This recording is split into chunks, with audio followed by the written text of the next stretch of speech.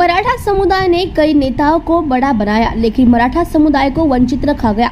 मराठा समाज को कुछ देने का अभी समय है। फिर ऐसे विभाजनकारी बयान दिए जा रहे हैं। मुख्यमंत्री एकनाथ शिंदे ने मराठा समुदाय को लेकर बयान दिया है।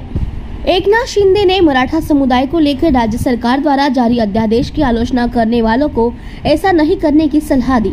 मुख्यमंत्री शिंदे सातारा जिले के पालक मंत्री शंभुराज देसाई के बेटे की शादी में दौलतनगर आए थे।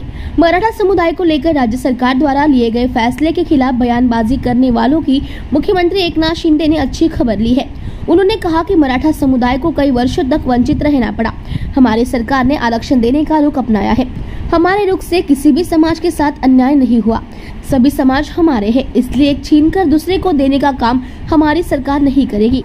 सर्वे पर सवाल उठाने से बचना चाहिए। मराठा समाज ने अनेक नेता खड़े किए हैं, परंतु मराठा समाज को वंचित रखा गया।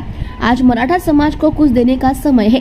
तब मुख्यमंत्री शिंदे ने आलोचनाओं को स्पष्ट निर्देश दिया है कि वह इस तरह का मतभेद पैदा न करे। पहिली गोष्ट अशी आहे की मागच्या वेळेचं आरक्षण हे उच्च न्यायालयामध्ये टिकलंच होतं।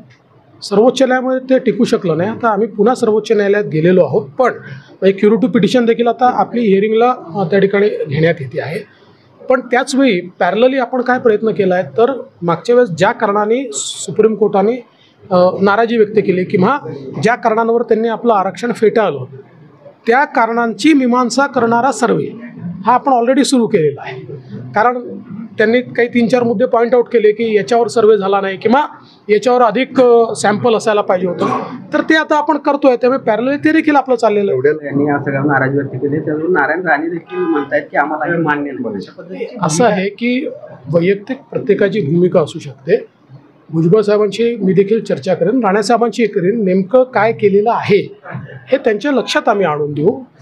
या ठिकाणी अतिशय चांगला सुवर्णमध्य आपण काढलेला आहे की ज्यातनं मराठा समाजाला देखील फायदा झाला पाहिजे आणि इतर कुठल्याही समाजावर अन्याय होऊ नये अशा प्रकारचा मार्ग काढला आहे।